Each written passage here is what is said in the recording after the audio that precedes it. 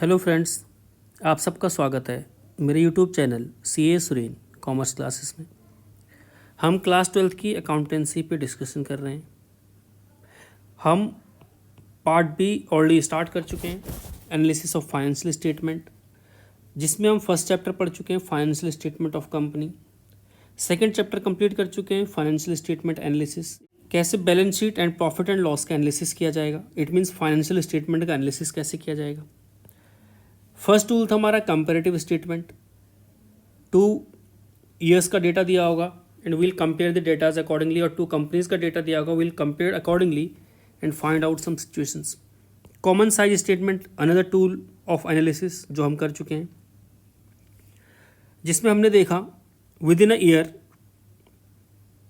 In case of assets, total assets को हमने क्या लिया, बेस लिया, बाकी का परसेंटेज निकाला। इन केस ऑफ लाइबिलिटीज़ हमने टोटल लाइबिलिटीज़ का बेस लिया और बाकी परसेंटेज निकाला। इसी तरह in case of profit and loss we took the base as a revenue from operation and did the calculation for others in order to compute some percentage. This is our third tool, ratio analysis, or we can say accounting ratio. ठीक है जी। So starting with chapter number 5, ratio analysis. Why ratio is calculated and how we can analyze the financial statement with the help of ratios or proportions. So starting with chapter number 5, what is accounting ratio? What is mean by ratio? Ratio का meaning क्या है? Ratio is nothing but ये कह सकते हैं proportion of two numbers.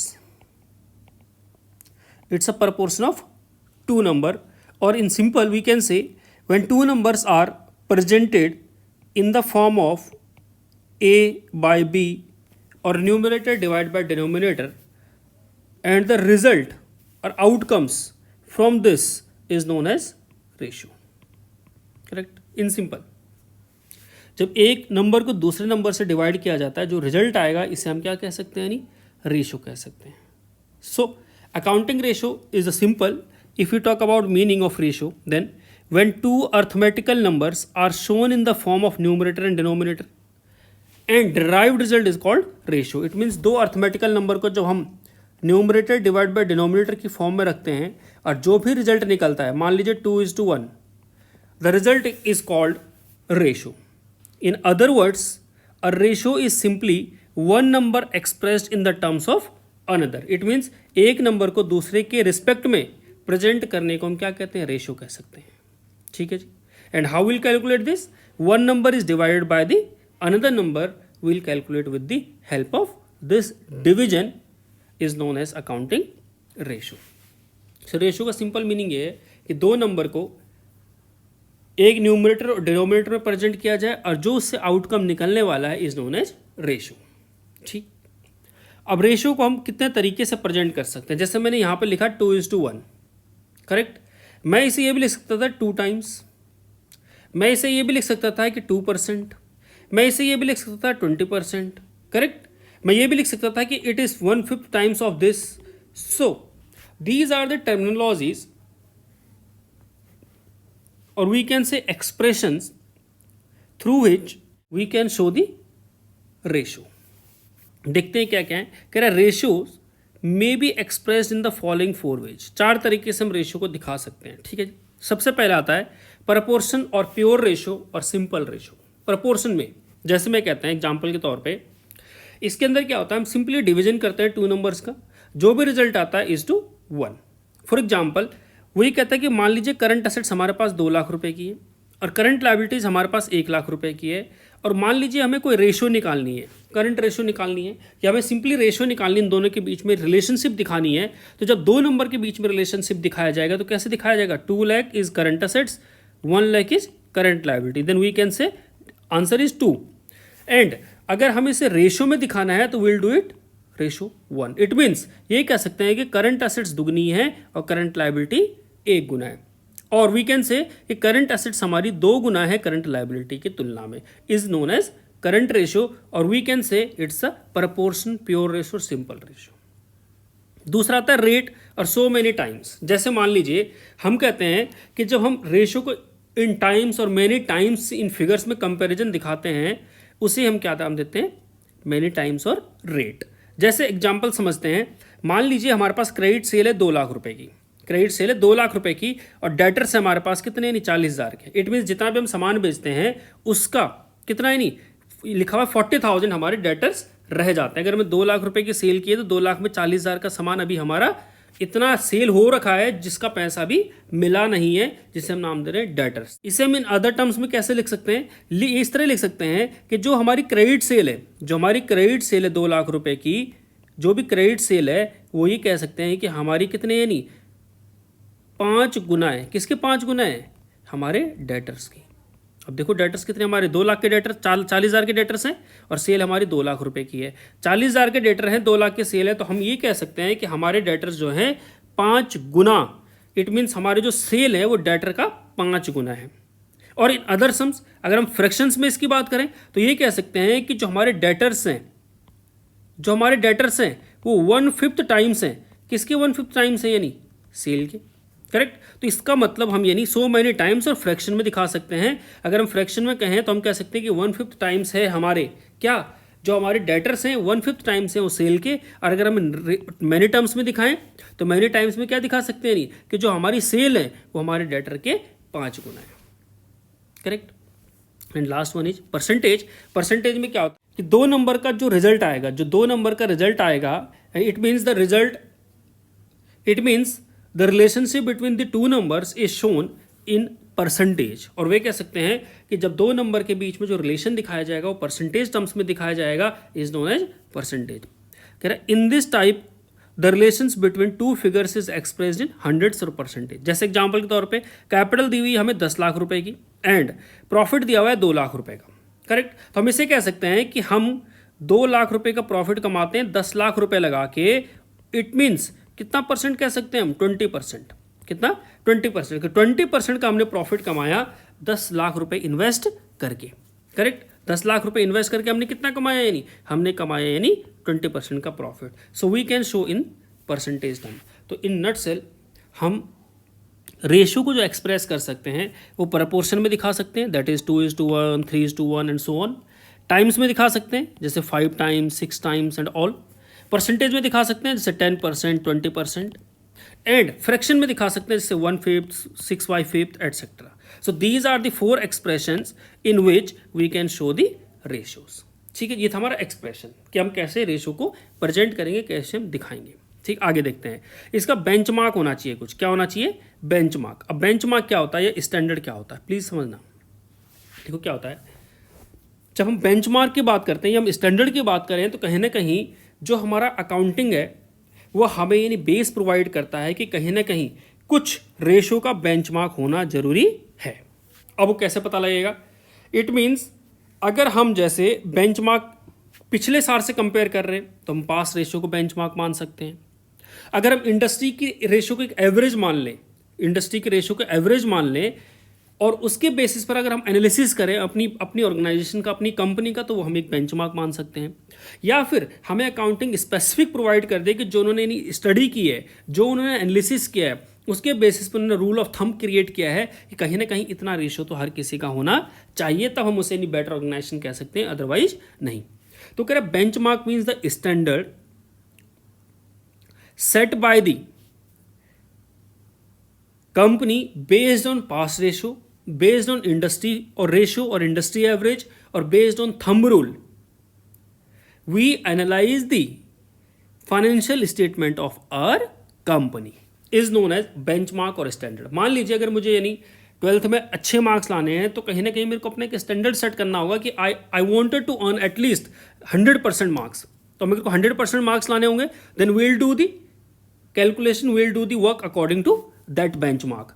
Correct. तो यहां पर ये कहता है as stated earlier, a single ratio in itself cannot be said to be a good or bad. अगर एक सिंगल नंबर है हम उसे ये नहीं कह सकते कि सही है या गलत है, बट जब कंपैरिजन किया जाएगा तभी उससे कुछ क्वालिटेटिव रिजल्ट निकल सकता है। In order to comment on the quality of ratio it has to be compared with some standard और बेंचमार्क। इट मीन्स कहीं ना कहीं बेंचमार्क से उसे कंपेयर करना होगा, उसे स्टैंडर्ड से कंपेयर करना होगा, देन वी कैन कैलकुलेट कि हाँ हमने इतना स्टैंडर्ड अचीव किया ही नहीं किया, या हम स्टैंडर्ड के हिसाब से काम कर रहे हैं या नहीं कर रहे हैं। वो बेंचमार्क क्या हो सकता है, पास रेशो हो सकता है। मान लीजिए हमने पहले क्या कैलकुलेशन की, हमने पास रेशो को बेस माना और उस रेशो को बेस मानकर हमने यानी इस साल का एनालिसिस किया और फाइंड किया कि हमारी रेशो उससे बेटर है या उससे वर्स्ट है।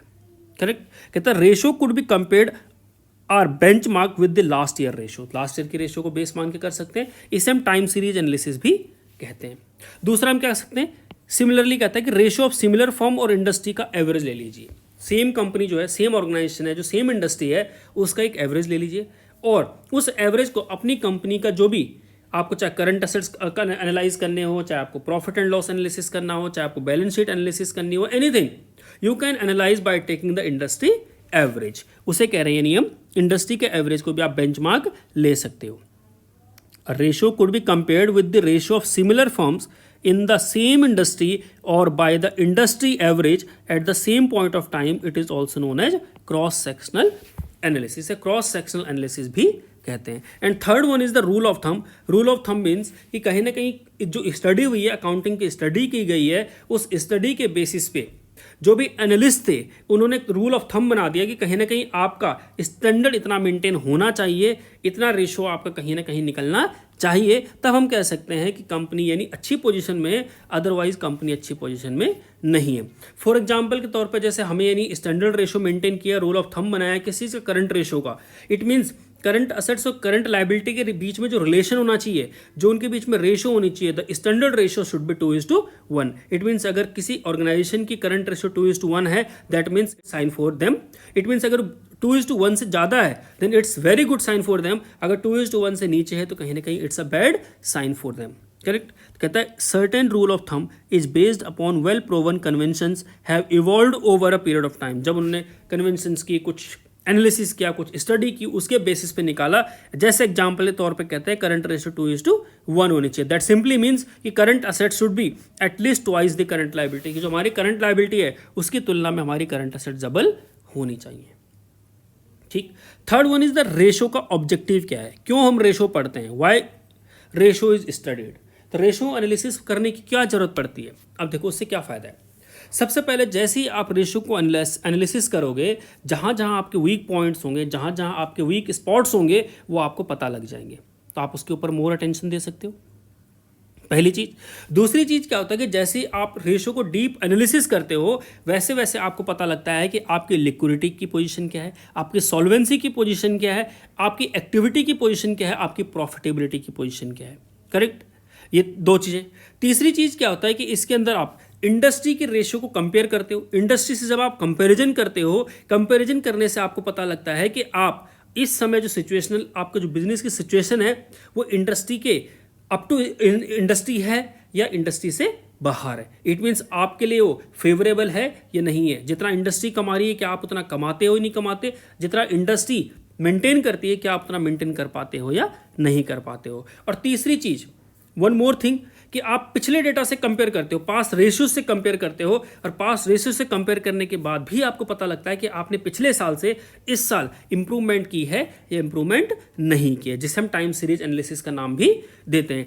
इसके अलावा और ये इंफॉर्मेशन इसलिए इंपॉर्टेंट होती है कि मान लीजिए आपको फोरकास्टिंग करनी है, आपको फ्यूचर के लिए, मान लीजिए आपको फ्यूचर के लिए कुछ ट्रेंड तैयार करना है, आपको फ्यूचर के लिए एनालिसिस करना है, तो फ्यूचर के लिए क्या कर सकते हो, फोरकास्ट करना है, तो आप कहीं ना कहीं आपको वो हेल्प करेगी। जैसे फॉर एग्जांपल के तौर पे मान लीजिए इस साल आपने 20% अर्न किया प्रॉफिट, तो आप अगले साल टारगेट 25% का रख सकते हैं। उसी तरह से आप मैनिपुलेशन कर सकते हैं डेटा का, जैसे कि आप फ्यूचर में चाहते हैं। तो कहीं ना कहीं रेशो आपकी हेल्प करती है ये एनालिसिस करने में। यही इन्हें लिखा हुआ है। सबसे पहले कहता है कि to locate the weak spot of the business which need more attention.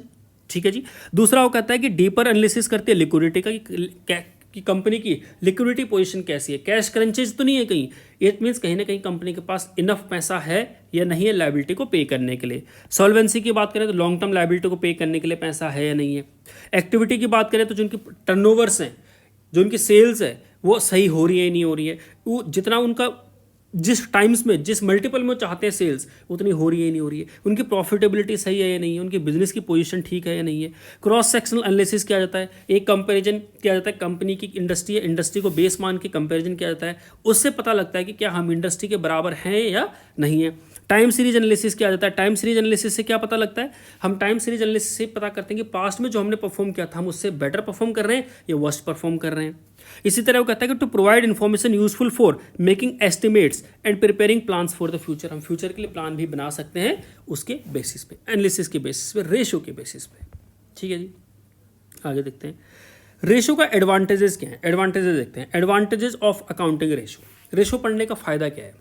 ठीक, सबसे पहली बात तो यानी ये चीज़ बिल्कुल क्लियर है कि कहीं ना कहीं ये जैसे हम एनालिसिस करते हैं, फाइनेंशियल एनालिसिस करते हैं रेशो का, उससे हमें पता लगता है कि हमारी प्रॉफिट एंड लॉस की पोजीशन क्या है, हमारी बैलेंस शीट की पोजीशन क्या है। It means at the end of the year हमारी प्रॉफिटेबिलिटी क्या है, हमारी फाइनेंशियल हेल्थ क्या है, पहली चीज़।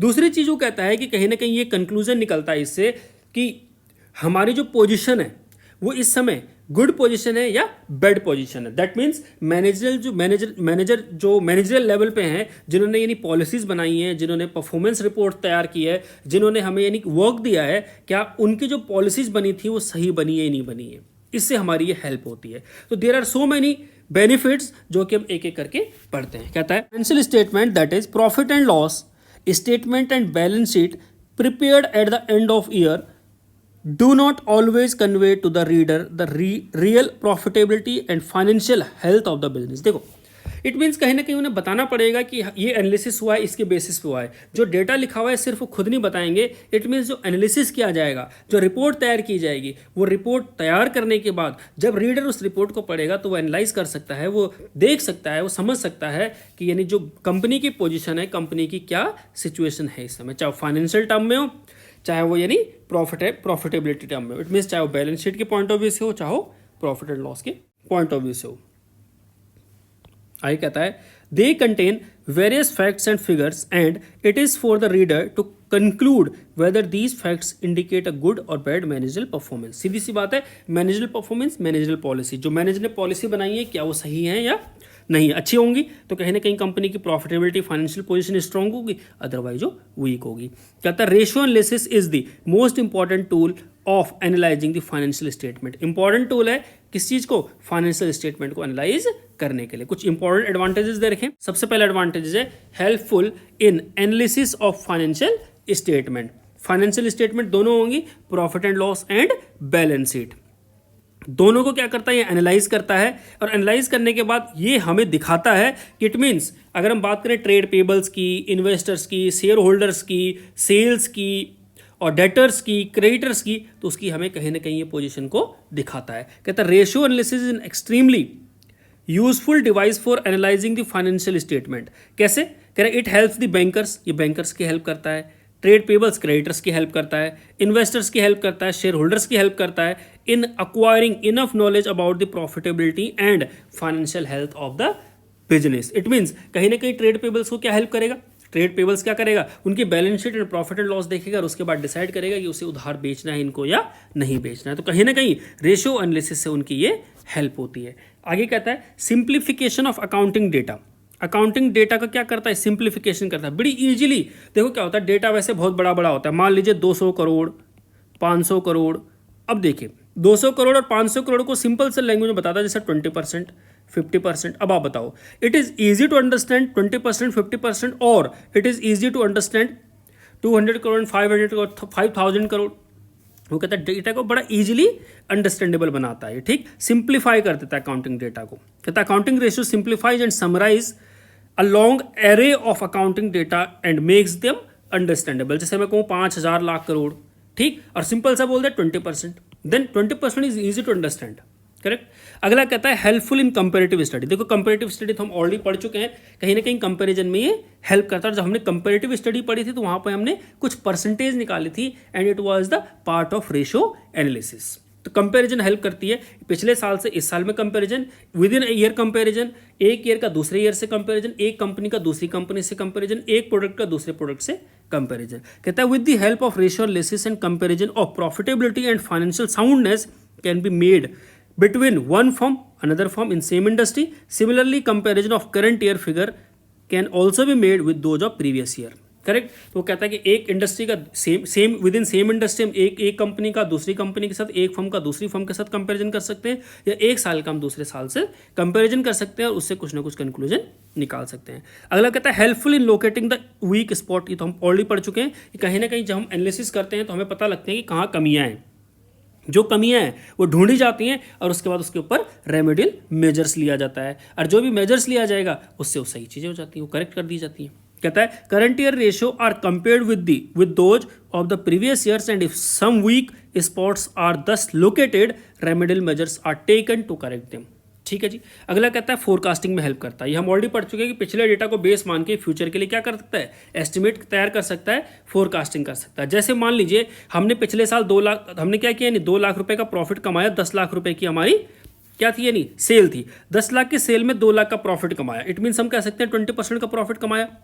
अब अगले साल मान लीजिए कि आपकी जो सेल होने वाली है वो 15 लाख रुपए, आपने क्या किया, नहीं सेल को आपने एस्टिमेट किया कि हमें 15 लाख रुपए का टारगेट करना है, तो आपका प्रॉफिट कितना होगा, 20% सीधा 3 लाख, तो आपका कहीं ना कहीं 3 लाख का प्रॉफिट हो जाएगा। So we can do some estimates based on past data. कहता है accounting ratio are very useful in forecasting and preparing the plans for the future. जैसे एग्जांपल के तौर पे revenue from operation of a firm for the year, वो कितना दिया हुआ है, 10 लाख रुपए दिया हुआ है, ठीक है। And average amount of inventory मान लो, यहाँ प्रॉफिट की जगह इन्वेंट्री कितनी, 2 लाख रुपए की है। इट मीन्स कहीं ना कहीं आप जितनी सेल करते हो उसका 20% आपको क्या करना होता है, इन्वेंट्री रखनी होती है। इफ अगर मान लो जो फर्म चाहती है कि फर्म अगले साल 15 लाख का नहीं सेल करना चाहती है, तो कंपनी को कितना, 3 लाख रुपए की इन्वेंट्री मेंटेन करनी पड़ेगी, दैट इज 20% ऑफ 15 लाख। तो वी कैन से कि कहीं ना कहीं ये फ्यूचर के लिए हमारे को फोरकास्ट तैयार करने में हेल्प करती है। आगे देखते हैं, कहता है एस्टिमेट अबाउट ट्रेंड। अब ट्रेंड के बारे में बताती है, ट्रेंड एनालिसिस हम ऑलरेडी कर चुके हैं। ट्रेंड के बारे में बताती है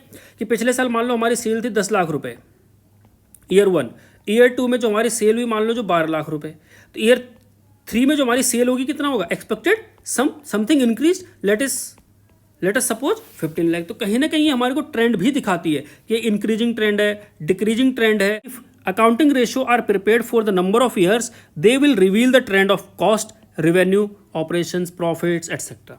अगला कहता है फिक्सेशन ऑफ आइडियल स्टैंडर्ड। देखो कहीं ना कहीं हमारे को पता है कि आइडियल स्टैंडर्ड फिक्स हो रखी है, जैसे हमने रूल ऑफ थंब का, करेक्ट, तो वो इस्टेब्लिश करती हैं। जैसे आइडियल स्टैंडर्ड अगर हो जाती हैं तो उससे हम पता कर सकते हैं कि हमारे बिजनेस में क्या चल रहा है। इट मीन्स हम एक्चुअल से कंपेयर करते हैं अपने स्टैंडर्ड को, और स्टैंडर्ड से ये पता लगता है कि हमारी बिजनेस की एफिशिएंसी सही है या नहीं है, हमारी परफॉर्मेंस अच्छी चल रही है या नहीं चल रही है, हमारी फाइनेंशियल पोजीशन अभी अच्छी है या नहीं है। तो स्टैंडर्ड कहीं ना कहीं फिक्सेशन हो जाता है। Ratio helps us in establishing ideal standard of the different items of the business by comparing the actual ratio calculated at the end of the year with the ideal ratio, efficiency of the business can be easily measured and effective control करने में भी help करती है। हमें पता है कि जब हम रेशियो की कैलकुलेशन करते हैं, चाहे वो लिक्विडिटी के बारे में पता हो, चाहे वो सॉल्वेंसी के बारे में हो, चाहे वो प्रॉफिटेबिलिटी के बारे में हो, हम हर एंगल से इसको एनालिसिस करते हैं।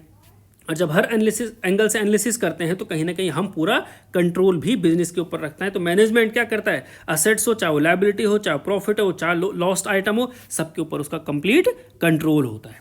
कहता है ratio analysis discloses the liquidity, solvency, profitability of the business enterprise. Such information enables management to assess the changes that have taken place over a period of time in the financial activity of the business। पता लग जाता है कि अगर हम daily analysis कर रहे हैं, इट मीन्स कहीं ना कहीं हमारा, यानी जब ईयरली एनालिसिस होता है तो हमें पता लगता है कि हमारी लिक्विडिटी की पोजीशन क्या है, सॉल्वेंसी की पोजीशन क्या है, प्रॉफिटेबिलिटी की पोजीशन क्या है। हम मंथली एनालिसिस कर सकते हैं, हम क्वार्टरली एनालिसिस कर सकते हैं, करेक्ट। आगे कहता है it helps them in discharging their managerial functions. जैसे एग्जांपल प्लानिंग में, ऑर्गेनाइजिंग में, डायरेक्टिंग में, कम्युनिकेटिंग में, कंट्रोलिंग में, ये उनकी मोर इफेक्टिवली हेल्प करता है। आगे कहता है स्टडी ऑफ फाइनेंशियल साउंडनेस। ये तो ऑब्वियस ही बात है, कहीं ना कहीं ये फाइनेंशियल साउंडनेस को रिप्रेजेंट करता है। जैसे कह सकते हैं कि कंपनी की लिक्विडिटी की पोजीशन कैसी है, इट मींस कंपनी की शॉर्ट टर्म सॉल्वेंसी अच्छी है। सॉल्वेंसी, लॉन्ग टर्म सॉल्वेंसी की पोजीशन कैसी है कि कंपनी लॉन्ग टर्म लायबिलिटी पे कर पाती नहीं कर पाती। जब लोन ड्यू होगा तो उसकी पेमेंट होती है नहीं होती, इंटरेस्ट ड्यू होता है उसकी पेमेंट होती है नहीं होती है, करेक्ट। तो वही कहता है कहीं ना कहीं ये कंपनी की साउंडनेस को दिखाती है। कहता है ratio analysis discloses the position of the business with the different view points. It discloses the position of business with the liquidity point of view, solvency point of view, profitability point of view. With the help of such study, we can draw conclusion regarding the financial health of the business enterprise. ठीक है जी, ये था हमारा उसका कि ये company का advantages क्या होंगे, एडवांटेजेस ऑफ रेशियो एनालिसिस क्या होगा, कुछ लिमिटेशंस हैं इसकी, लिमिटेशन देख लेते हैं इन शॉर्ट। कहता है कंपनी की लिमिटेशंस हैं कुछ रेशियो एनालिसिस की। Accounting ratio are very important tool for financial analysis, but despite of having so many indispensable, the ratio suffers from so number of limitations. कुछ limitations भी, अब limitations क्या क्या हैं? सबसे पहले false accounting data gives false ratio. अब आप बताओ, accounting data ही अगर गलत होगा तो result भी क्या होगा, यानी गलत होगा। और हम accounting false data है कैसा है वो हम ऑलरेडी पढ़ चुके हैं, करेक्ट। जैसे हम कह सकते हैं कि हमने इन्वेंट्री को ओवर वैल्यू कर दिया, हमने प्रॉफिटेबिलिटी को ओवर स्टेट होगी जिसकी वजह से ये अंडर स्टेट हो गई, करेक्ट। इसी तरह से हम वो कहता है कि जब हम फॉल्स डेटा अगर हमारे पास होगा तो अकाउंटिंग रेशियो भी हमारी गलत निकलेगी। दूसरा वो कहता है कि कंपैरिजन जो होता है, comparison not possible if different firms adopt different accounting policies. अब मान लीजिए एक कंपनी पॉलिसी करती है कि हम जो प्रोविजन बनाएंगे डाउटफुल डेट पे 20% बनाएंगे, दूसरी कंपनी कहती है कि हम प्रोविजन बनाएंगे 10% बनाएंगे। ठीक, पहली पॉलिसी। दूसरी चीज़ कह सकते हैं कि एक company straight line method of depreciation use कर रही है, दूसरी WDV यूज कर रही है। तीसरी पॉलिसी, कंपनी कहती है कि हम यानी जब स्टॉक की वैल्यूएशन करेंगे तो एक कंपनी कहती है कि हम फर्स्ट इन फर्स्ट आउट से यूज करेंगे, दूसरी कंपनी कहती है हम वेटेड एवरेज यूज करेंगे। सो अगर कंपनी की पॉलिसी डिफरेंट हो जाएंगी तो कहीं ना कहीं कंपनी का जो रिजल्ट आउटकम होगा वो भी डिफरेंट होगा, और जब आउटकम डिफरेंट होगा तो दोनों में जो कंपेरिजन की जाएगी दैट विल नॉट हेल्पफुल, ना वो हेल्पफुल होगी ना ही वो सही रिजल्ट प्रेजेंट करेगी। आगे कहता है थर्ड पॉइंट कहता है कि ratio analysis becomes less effective due to price level changes. देखिए हम ऑलरेडी पढ़ चुके हैं ऐसे कि जब प्राइस लेवल में चेंज होगा तो कहीं ना कहीं रेशियो का उसमें कोई लेना देना नहीं होगा, रेशियो इनइफेक्टिव हो जाएगी। जैसे मान लीजिए हम कहते हैं पिछले साल हमने 1000 मशीन सेल की 10 लाख रुपए की, 1000 मशीन सेल की 10 लाख रुपए की, इट मीन्स हमने एक मशीन कितने की 1000 रुपए की बेची है, तो 1000 की एक मशीन बिकी, 1000 मशीन बेची है 10 लाख रुपए की। अब अगले साल क्या हुआ, हमने सेम 1000 मशीन हमने कितने की बेची है 15 लाख की। अब बताओ हमारे सेल में कोई चेंज हुआ है? नहीं, हमारी सेल उतनी की उतनी है, बट हमारी जो ओवरऑल सेल इन रुपीज वो 50% बढ़ गई है। तो कहीं ना कहीं क्वांटिटी को क्या करता है, ये इग्नोर करता है। तो जो एक्चुअल सेल्स है, sale of quantity is not changing but still our actual sales is increasing. तो कहीं ना कहीं ये जो क्वांटिटी है उसे ये इग्नोर करता है। इट मीन्स क्वांटिटी सेम है, प्राइस लेवल चेंज हो रहा है, तो सिर्फ प्राइस लेवल की वजह से चेंज हो रहा है जो कि इनइफेक्टिव है। रेशियोज में भी misleading in the absence of absolute data. अब देखो हमारे पास एब्सोल्यूट डेटा ना होने की वजह से कहीं ना कहीं ये कह सकते हैं कि रेशियो हमें दोबारा क्या करती है, नहीं मिसलीड होती है। कैसे मिसलीड होती है, मान लीजिए एक एग्जांपल दिया हुआ उन्होंने कहा है कि X company produces 10 lakh metres of cloth in 2017, 15 lakh metre in 2018। That is ये कह सकते हैं कि पिछले साल 10 लाख का था, इस साल कितना हो गया 15 लाख का हो गया, तो 50% की प्रोग्रेस होगी। इसी तरह कह रहा है Y company raises its production from 10,000 metre. अब देखो 10,000 मीटर से इन्होंने क्या किया 20,000 मीटर कर दिया। अब सोचो इसका तो 100% हो गया। इट मीन्स एक्स कंपनी का सिर्फ 10 लाख मीटर से 15 लाख मीटर हुआ तो कितना 50% इंक्रीज हुई सेल। इसी तरह जो वाई कंपनी है उसने प्रोडक्शन किया पिछले साल 10,000 मीटर, इस बार कितना हो गया 20,000 मीटर, तो उसका 100% हो गया। बट अब इस क्वेश्चन में समझने वाली क्या डेट है, इसमें ये इंपॉर्टेंट चीज है कि वाई की अगर एफिशिएंसी देखें तो ज़्यादा बेटर है, बट वाई की क्वांटिटी भी तो देखो। एक्स की क्वांटिटी 10 लाख से 15 लाख हुई है इन लैक्स, और इसकी 10,000 से 20,000 हुई है। तो कहीं ना कहीं एक्स को ज़्यादा एफर्ट्स लगाने पड़ेंगे 10 लाख से 15 लाख करने में, 5 लाख बढ़ाने में, जबकि वाई को उतने एफर्ट्स नहीं करने पड़ेंगे 10,000 से 20,000 करने में। So it is important here to find out the जो लेंथ है वो भी देखना इंपॉर्टेंट है। It mean size of the business is important here. तो वही कह रहा है कि रेशियो मिसलीड कर सकती है in the absence of absolute data. अगला कहता है limited use of single ratio. Limited use of single ratio, ऐसा नहीं होना चाहिए कि हम सिंगल, देखो जो एनालिस्ट होता है वो सिंगल रेशियो पर रिलाय ना करे। इट मीन्स अगर मैं कहूँ सिर्फ करंट रेशियो के बेसिस पे मैं कहता हूँ कि हमारा बिजनेस बहुत अच्छा है, या मैं सिर्फ एक रेशियो को मान लीजिए कि मैं यानी एक रेशियो ले लेता हूँ कि मैंने कहा डेटर की रेशियो लेते हैं, डेटर टर्नओवर रेशियो लेते हैं, या हम क्विक रेशियो लेते हैं, हम डेट इक्विटी रेशियो लेते हैं, हम सिर्फ एक रेशियो को बेस मान के ये कहें कि हमारा बिजनेस बहुत अच्छा है, it is not good sign for the company. Company को हर एंगल से, कंपनी को कई तरह से इसे कैलकुलेट करके डिफरेंट पॉइंट ऑफ व्यू से देख के कंपनी को चेक करना चाहिए कि कंपनी की पोजीशन अच्छी है या नहीं। ऐसा नहीं हो कि कंपनी ने सिर्फ current ratio, short term solvency check कर ली और लॉन्ग टर्म सॉल्वेंसी चेक नहीं की, कंपनी ने प्रॉफिटेबिलिटी चेक नहीं की, कंपनी इन्वेंट्री चेक नहीं की। So it is important to check each and every point and take the decision. अगला कह रहा है विंडो ड्रेसिंग। विंडो ड्रेसिंग तो हम ऑलरेडी कई बार देख चुके हैं। विंडो ड्रेसिंग में क्या होता है कि डेटा मैनिपुलेशन हो जाता है, और जब डेटा मैनिपुलेशन होगा तो ऑब्वियसली बात है ratio can be converted according to them. जैसे उन्होंने एग्जांपल दिया हुआ है, उन्होंने अच्छा सा एग्जांपल दिया हुआ है। उन्होंने कहा यानी current assets of the company मान लीजिए 2 लाख रुपए है एंड करंट लायबिलिटी कंपनी की 1 लाख है, तो रेशियो क्या होगी 2:1। Current assets divide by current liability क्या होगी 2:1 होगी। बट मान लीजिए कुछ टाइम बाद उन्होंने क्या किया, परचेज किया 1 लाख का गुड्स उधार में। अब उधार में उन्होंने खरीदा, अब उधार में खरीदेंगे तो क्या ही होगा, उधार में खरीदने से क्या होगा, पहले रेशियो थी हमारी 2 lakh divide by 1 lakh, current assets upon में current liability is equal to current ratio, ये थी। अब उन्होंने 1 लाख का सामान उधार में खरीदा। अब जैसे 1 लाख का सामान उधार में खरीदेंगे तो क्या होगा, 1 लाख का हमारे पास सामान आ जाएगा और 1 लाख से हमारा उधार बढ़ जाएगा, लायबिलिटी बढ़ जाएगी। अब रेशियो क्या होगी 3 lakh divide bye 2 lakh, it means 1.5:1। अब बताओ इसे मैनिपुलेशन करना कितना आसान है। इट मीन्स जो ये रेशियो है, ये रेशियो इजीली मैनिपुलेट हो जाती है। तो window dressing is possible in the ratio analysis. कहता है as a result current ratio will be reduced from 3:2 से घटकर कितनी हो गई 1.1 हो गई। तो अब बताओ कंपनी के ऐसी एंट्री इजीली पास कर सकती है in the beginning of the next year और मे पोस्टपोन द परचेज, या तो एंट्री कर दे या पोस्टपोन कर दे, करेक्ट, कुछ दिनों के लिए। तो वो कह रहा है कि विंडो ड्रेसिंग भी यहाँ पर इजीली हो जाती है। कहता है कि लैक ऑफ स्टैंडर्ड और प्रॉपर स्टैंडर्ड। अब देखो क्या होता है इस केस में, क्या होता है ये कहता है कंपनी ने फिक्स किए हुए स्टैंडर्ड, जिसे रूल ऑफ थंब कहते हैं। मान लीजिए करंट रेशियो होनी चाहिए 2:1, करेक्ट। अब एक कंपनी के लिए हो सकता है कि ये ठीक हो, बट हो सकता है दूसरी कंपनी के लिए स्टैंडर्ड फेल हो जाता हो। एग्जाम्पल के तौर पर मान लीजिए हम 2:1 इसलिए कहते हैं कि करंट असेट्स हमारी डबल होनी चाहिए करंट लायबिलिटी की तुलना में, इसलिए कि जब भी हमारी शॉर्ट टर्म लायबिलिटी की पेमेंट की बात आए तो हम उसे इजीली पे कर सकें। इट मीन्स जब भी करंट लायबिलिटी को पे करना हो तो हम उसे इजीली पे कर सकें। अब मान लीजिए एक कंपनी की बैंक के साथ इतनी अच्छी बॉन्डिंग है, इतने अच्छे रिलेशंस हैं कि उन्हें जब भी जरूरत पड़ती है पैसे की उन्हें ईजिली मिल जाता है और वो ईजिली पे कर देते हैं। अब आप बताइए इस कंपनी के लिए क्या स्टैंडर्ड रेशो जो 2:1 है वो मेंटेन करना और नहीं करना एक बात के बराबर है। तो वो इसीलिए कह रहा है कि लैक ऑफ प्रॉपर स्टैंडर्ड है, कहीं ना कहीं जरूरी नहीं है कि जो स्टैंडर्ड आपने सेट किया वो हर कंपनी पे वो लागू होता हो।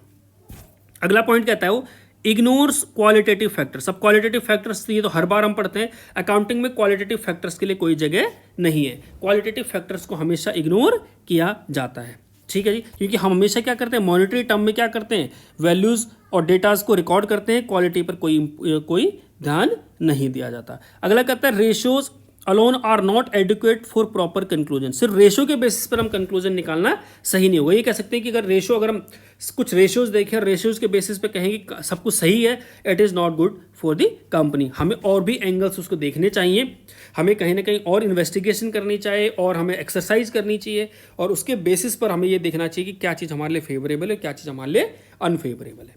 वो इंडिकेट करेंगे हमारी यानी सही position. So it was some limitations of the accounting ratios. अब देखिए जी अकाउंटिंग रेशियो को जो क्लासिफाई किया गया है वो accounting classification of accounting ratio उसे 4 भागों में क्लासिफाई किया है। लिक्विडिटी के बेसिस पे, सॉल्वेंसी के बेसिस पे, टर्नओवर के बेसिस पे और प्रॉफिटेबिलिटी के बेसिस पे। Means liquidity means short term liquidity, short term solvency, company की short term solvency. It means ये चेक करना कि कंपनी की जो विद इन ईयर लायबिलिटी है वो इजीली पे हो पाती हैं या नहीं। सॉल्वेंसी की बात करें तो सॉल्वेंसी में ये चेक किया जाता है कि long term liability, it means company की लॉन्ग टर्म जो लायबिलिटी है वो इजीली पे हो पाती है या नहीं। एक्टिविटी और टर्नओवर रेशियो ये दिखाता है कि जितनी भी हम सेल करते हैं उससे रिस्पेक्ट में हमारे डेटर्स कितने होंगे, उतने उस रिस्पेक्ट में हमारे क्रेडिटर्स कितने होंगे, उस रिस्पेक्ट में हमारा स्टॉक कितना होगा, वो दिखाता है हमारा एक्टिविटी रेशियो। एंड प्रॉफिटेबिलिटी ये इनकम रेशियो ये दिखाता है कि हमने ओवर द ईयर जो हमने काम किया उसकी परफॉर्मेंस रिपोर्ट क्या है, वो प्रॉफिटेबिलिटी क्या रिप्रेजेंट करती है कि हमारे कहीं ना कहीं प्रॉफिट हुआ है, लॉस हुआ है, किस टर्म में हुआ है, कितना हुआ है। तो सबसे पहले कहता है लिक्विडिटी रेशियो। तो लिक्विडिटी रेशियो हमेशा क्या रिप्रेजेंट करेगी आपकी short term solvency. It means current liability की पेमेंट की बात करेगी कि क्या आप करंट लायबिलिटी की पेमेंट कर सकते हो या नहीं। क्या आपके पास इतना फंड है कि आप अपनी करंट लायबिलिटी को इजीली पे कर सको? It is shown by the liquidity ratio. और इसके अंदर हम दो रेशो पढ़ेंगे, current ratio and liquid ratio. Current ratio को हम वर्किंग कैपिटल रेशो भी कहते हैं और क्विक रेशो को हम एसिड टेस्ट रेशो और लिक्विड रेशो भी बोलते हैं। ठीक है जी। कहता है liquidity refers to the ability of the firm to meet its current liability. Liquidity ratio therefore are also called short term solvency, इसे शॉर्ट टर्म सॉल्वेंसी रेशो भी कहा जाता है। ठीक है, हम ऑलरेडी समझ चुके हैं। कहता है these ratios are use to assess the short term financial position of the concern. They indicate the firm's ability to meet current obligations. वही सेम, करंट ऑब्लिगेशंस मीट कर पाएगी या नहीं कर पाएगी। इसके हमारे दो पार्ट होंगे, करंट रेशो जिसे हम वर्किंग कैपिटल रेशो भी कहेंगे, क्विक रेशो और एसिड टेस्ट रेशो और लिक्विड रेशो। दूसरा आता है सॉल्वेंसी रेशो। अब ये सॉल्वेंसी रेशो क्या होती है? सॉल्वेंसी रेशो मींस ये लॉन्ग टर्म सॉल्वेंसी की बात करती है कि क्या कंपनी अपनी लॉन्ग टर्म लायबिलिटीज को इजीली पे कर पाती है या नहीं कर पाती। It means ability to meet long term liabilities को जो फ्यूचर में ड्यू होने वाली है, लॉन्ग टर्म लायबिलिटी जो ड्यू होने वाली है उसे इजीली पे कर पाती है या नहीं कर पाती है। अब लॉन्ग टर्म लायबिलिटीज में क्या होता है? जनरली लोन्स होते हैं, ठीक, लोन पर होने वाला इंटरेस्ट होता है, तो वो उसी की बात कर रहा है कि क्या कंपनी इजीली पे कर पाती है या नहीं कर पाती। इसके अंदर हमारी 4 रेशो आती हैं, देखते हैं। पहले समझते हैं सॉल्वेंसी क्या है। कह रहे these ratios are calculated to assess the ability of the firm to meet its long term liabilities as and when it becomes due. जब भी फ्यूचर में ड्यू होगी तो वो इजीली पे हो पाएगी या नहीं। These ratios reveals as to how much amount in a business has been invested by proprietors and how much amount has been raised from outside source। कि कितना पैसा ओनर इन्वेस्ट करेगा और कितना पैसा बाहर से लिया जाएगा, ये इंपॉर्टेंट करता है हमारा सॉल्वेंसी रेशियो के। हमें बाहर से कितना लॉन्ग टर्म लोन लेना है या कितना लॉन्ग टर्म लोन की हमें फ्यूचर में पेमेंट इजीली कर पाएंगे, तो उसी के बेसिस पर हमें लोन मिलता है, उसी के बेसिस पर हमारी सिचुएशन डिसाइड होती है। इसके अंदर हम 4 रेशो पढ़ेंगे। डेट इक्विटी रेशो, डेट और इक्विटी के बीच में क्या रिलेशन है। Total assets to debt ratio, total assets और डेट में क्या रिलेशन है। Another one is proprietary ratio, इसमें हम ये देखेंगे कि इक्विटी और असेट्स में हमारा क्या रिलेशन है। इंटरेस्ट कवरेज रेशो में देखेंगे कि जितना हमें लॉन्ग टर्म इंटरेस्ट है क्या उतना हमारा प्रॉफिट आता ही नहीं था, profit before interest and tax उतना होता है या नहीं होता। इट मीन्स जितना हम कमाते हैं कि हम उसमें इंटरेस्ट एटलीस्ट कहीं ना कहीं इंटरेस्ट कमा पाते हैं या नहीं कमा पाते। Third one is activity ratio. Activity ratio ये रिप्रेजेंट करती है basically it is totally depend on turnover, correct, इसीलिए हम इसे टर्नओवर रेशो बोलते हैं। इट मीन्स अगर किसी इन्वेस्टर ने कंपनी में पैसा लगाया है तो अल्टीमेटली वो पैसा जो लगाया है उससे क्या होगा, टर्नओवर बढ़ेगी, सेल बढ़ेगी, और सेल बढ़ेगी तो कंपनी की प्रॉफिटेबिलिटी बढ़ेगी, और कंपनी की वर्किंग कैपिटल यूज जो हो रही है वो कितनी जल्दी कन्वर्ट हो रही है सेल में, और वो सेल का पैसा कितनी जल्दी कन्वर्ट हो रहा है कैश में, इसी को हम नाम दे रहे हैं एक्टिविटी रेशियो। तो कह रहा है these ratios are calculated on the based of cost of revenue from operations और revenue from operation, therefore these ratios are called turnover ratio, इसीलिए हम इसे टर्नओवर रेशियो बोलते हैं। टर्नओवर का मीनिंग क्या है? स्पीड और number of times the capital employed has been rotated in the process of business. It means जो हमने कैपिटल लगाई है, मान लीजिए हमने 10 लाख की कैपिटल लगाई है, तो 10 लाख को हम कितनी बार रोटेट कर रहे हैं, कितनी बार खरीद रहे हैं और कितनी बार उससे सामान बेचते हैं। In other words these ratio indicate how efficiently the working capital and inventory is being used to obtain revenue from operation. It means कितने अच्छे से हम अपने वर्किंग कैपिटल को यूज कर रहे हैं, इन्वेंट्री को यूज कर रहे हैं कि जो रेवेन्यू फ्रॉम ऑपरेशन है उसे जनरेट कर सकें। Higher turnover ratio indicates the better use of capital. जितनी बार यानी हमारी कैपिटल टर्नओवर होती जा रही, जितना पैसा हमारा क्या होता जाएगा, रोटेट होता जाएगा, इट मीन्स हमारी यानी रेशियो का अच्छा इस्तेमाल हो रहा है। और रिसोर्सेज इन टर्म्स ये क्या प्रॉफिटीज है। सबसे पहले कहता है इन्वेंट्री टर्नओवर रेशियो, दूसरा data turnover ratio, credit turnover ratio, working capital turnover ratio. हम 4 रेशियो पढ़ेंगे under activity ratio. And last one is the profitability ratio और इनकम रेशियो। प्रॉफिटेबिलिटी रेशियो और इनकम रेशियो ये दिखाएगा हमारे बिजनेस का profit, कि कितना प्रॉफिट हम अर्न करते हैं by doing business. It means हम अपनी एफिशिएंसी को कितना अच्छे से यूटिलाइज कर पाते हैं, ये हमारे को दिखाता है कि हमारा रेवेन्यू कितना होगा और हमारा प्रॉफिट कितना होगा, कि क्या रेट ऑफ प्रॉफिट हमारा कमाएंगे जितना भी हम सेल करते हैं। ठीक, दूसरा हमें कहता है कि हमारी सेल इंक्रीज हो रही है, डिक्रीज हो रही है, उसके रिस्पेक्ट में हमारा प्रॉफिट इंक्रीज हो रहा है या डिक्रीज होता है। कह रहा है the main objective of all the business concern is to earn profit. Profit is measured और measurement of efficiency on the basis of business. It means business की जो एफिशिएंसी चेक करता है हमारा प्रॉफिट कितना है, उसके बेसिस पर हमारे बिजनेस की एफिशिएंसी मेजर्ड होती है। कह रहा है profitability ratio measures the various aspects of the profitability of the company. क्या क्या हो सकते हो, rate of profit on revenue from operation, कि जो हम रेवेन्यू कर रहे हैं, सेल कर रहे हैं, उस पर हमारा रेट ऑफ प्रॉफिट क्या होगा। Whether the profit are increasing और डिक्रीजिंग, हमारा प्रॉफिट इंक्रीज हो रहा है डिक्रीज हो रहा है। अगर डिक्रीज हो रहा है तो उसके कारण क्या है, क्यों हो रहा है डिक्रीज, ये हम सी चीज़ें ढूंढेंगे। इसमें क्या क्या रेशो पढ़ेंगे हम, ग्रॉस प्रॉफिट रेशो पढ़ेंगे, ऑपरेटिंग रेशो पढ़ेंगे, ऑपरेटिंग प्रॉफिट रेशो पढ़ेंगे, नेट प्रॉफिट रेशो पढ़ेंगे, रिटर्न ऑन इन्वेस्टमेंट और आरओआई पढ़ेंगे। इन रेशियोज के बारे में और डिटेल में समझेंगे एक एक करके। सबसे पहले हम यानी स्टार्ट करेंगे अपना लिक्विडिटी रेशियो, उसके बाद हम स्टार्ट करेंगे सॉल्वेंसी रेशियो, उसके बाद करेंगे एक्टिविटी रेशियो, फाइनली हम करेंगे प्रॉफिटेबिलिटी रेशियो विद इलिस्ट्रेशंस करेंगे, हम इन डिटेल करेंगे, जिससे कि हमारा एक पूरा चैप्टर आपको ईजिली समझ में आए, अच्छे से समझ में आए। ठीक है जी, थैंक यू सो मच।